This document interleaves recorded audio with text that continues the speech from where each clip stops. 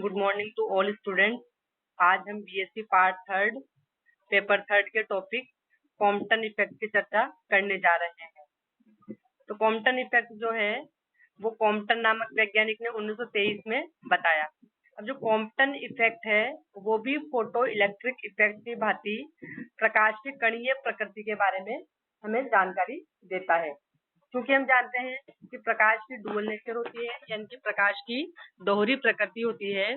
प्रकाश जो है तरंग व कण दोनों की भांति व्यवहार दर्शाता है, लेकिन जब प्रकाश की तरंगीय प्रकृति अगर दर्शाई जा रही है तो उसमें कणीय प्रकृति के गुण कम होंगे, और अगर कणीय प्रकृति उसके द्वारा दर्शाई जा रही है तो तरंगीय प्रकृति के गुण जो है कम हो जाएंगे। ठीक है, तो क्या होता है कॉम्पटन इफेक्ट कि जब एक वर्णीय एक्स किरणें यानी कि मोनोक्रोमेटिक एक्सरेज को ग्रेफाइट के नमूने पर डाला जाता है, आपतित किया जाता है, तो ग्रेफाइट में से एक इलेक्ट्रॉन बाहर निकल जाता है और विवर्तित या जो स्कैटर्ड एक्सरेज होती है उनकी वेवलेंथ का मान क्या हो जाता है, कम हो जाता है। दूसरे शब्दों में हम कह सकते हैं कि जो उत्सर्जित एक्स किरणों की ऊर्जा है वो आपतित एक्स किरणों की तुलना में कम हो जाती है। तो किसी वस्तु की सतह से टकराकर एक इलेक्ट्रॉन के उत्सर्जन के साथ एक्स किरणों का कम ऊर्जा यानी कि अधिक तरंगदैर्ध्य वाली एक्स किरणों में परिवर्तित हो जाना ही कॉम्पटन प्रभाव कहलाता है।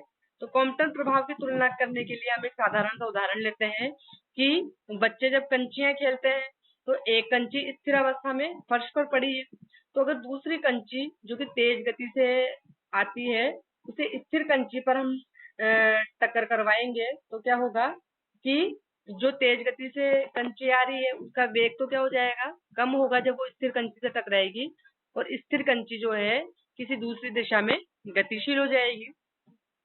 यानी कि जब एक्स रेज जो है वो ग्रेफाइट के नमूने पर डाली जाएगी तो अब जो स्कैटर्ड एक्स रेज जो है उसकी ऊर्जा पहले की तुलना में कम हो गई और उसकी वेवलेंथ बढ़ जाएगी। तो कॉम्पटन प्रभाव की व्याख्या कैसे की जाती है कि कॉम्पटन प्रभाव की व्याख्या करने के लिए हम ये मानते हैं कि विद्युत चुंबकीय तरंगों की तरह एक्स किरणों की प्रकृति भी कणीय होती है। अब माना कि hν ऊर्जा वाला एक फोटोन सतह के किसी इलेक्ट्रॉन से टकराता है जिसकी ऊर्जा m0c² है, जहाँ m0 माना कि इलेक्ट्रॉन जब रेस्ट स्टेज में है तो उस समय उसका मास है और उसकी प्रकाश का वेग है। अब टक्कर होने पर फोटोन अपनी ऊर्जा का कुछ भाग इलेक्ट्रॉन को दे देगा, जिससे अब इसकी ऊर्जा का मान घटकर hν' हो जाएगा, यानी कि फोटोन की ऊर्जा क्या हो गई, कम हो गई। तो जो ऊर्जा फोटोन ने इलेक्ट्रॉन को दी है, इस ऊर्जा को प्राप्त करके इलेक्ट्रॉन क्या हो जाएगा, उत्तेजित हो जाएगा और वो अपने नाभिकीय आकर्षण को तोड़कर सतह से बाहर निकल जाता है। माना कि अब जो है इलेक्ट्रॉन की ऊर्जा क्या हो जाएगी, mc², जहां m जो है जब इलेक्ट्रॉन मोशन में आ गया तब मास है और संवेग हो गया इलेक्ट्रॉन का mv। ठीक है, तो जो मास है वो एक्स अक्ष के साथ फाई कोण बनाता है। अब कॉम्पटन ने इन टक्करों को क्या माना, पूर्णतः इलास्टिक माना और इन पर ऊर्जा और संवेग संरक्षण के नियम लागू किए। तो पहला इसने नियम लगाया ऊर्जा संरक्षण का नियम। तो ऊर्जा संरक्षण के नियमानुसार टक्कर के पहले फोटोन तथा इलेक्ट्रॉन की ऊर्जा और टक्कर के बाद दोनों की ऊर्जा क्या होगी, बराबर। तो टक्कर के पहले फोटोन की ऊर्जा थी hν और इलेक्ट्रॉन की ऊर्जा थी m0c², और टक्कर के बाद जो है ऊर्जा क्या हो गई, फोटोन की ऊर्जा तो घट गई hν' और इलेक्ट्रॉन की ऊर्जा बढ़ गई mc²। ठीक है, तो यानी कि hν plus m0c² equal to hν' plus mc²। अब अपन संवेग संरक्षण का नियम लगाएंगे। तो एक्स अक्ष पर टक्कर से पूर्व का संवेग बराबर टक्कर के बाद का संवेग। अब हम जानते हैं कि फोटोन जो है वो एक्स अक्ष वाली डायरेक्शन से आ रहा है, इलेक्ट्रॉन तो रेस्ट स्टेज में है, और टक्कर के बाद जो है संवेग बदल गया, यानी कि इलेक्ट्रॉन भी मोशन में आ गया और फोटोन तो मोशन में था ही। तो यानी कि संवेग हो गए hν/c + 0 बराबर hν'/c cos theta plus mv cos phi, और यहाँ से अपन mv cos फाई का मान निकालेंगे तो h/c ब्रैकेट में mu minus mu dash cos theta. अब y अक्ष पर टक्कर से पहले का संवेग और टक्कर के बाद का संवेग। अब y अक्ष पर ना तो पहले इलेक्ट्रॉन मोशन में था और ना ही फोटोन, लेकिन टक्कर के बाद में क्योंकि दोनों की दिशा ही बदल गई, इलेक्ट्रॉन भी कुछ x अक्ष में और कुछ y अक्ष यानी कि दोनों में ही मोशन कर रहा है और फोटोन भी। तो संवेग कैसे निकालेंगे, यानी कि पहले और बाद का संवेग, यानी कि 0 + 0 बराबर h nu dash sine theta upon c plus mv sine phi. तो यहाँ से h nu dash sine theta का मान निकालेंगे। अब अपन देखते हैं कि किसी भी इलेक्ट्रॉन का द्रव्यमान जब वो रेस्ट स्टेट में और जब वो मोशन स्टेट में है तो उनके बीच में रिलेशन क्या होता है कि जब मोशन स्टेट में इलेक्ट्रॉन होता है तो m बराबर m0, यानी कि इलेक्ट्रॉन जब रेस्ट स्टेट में है अपॉन अंडर रूट में 1 minus mu square upon c square.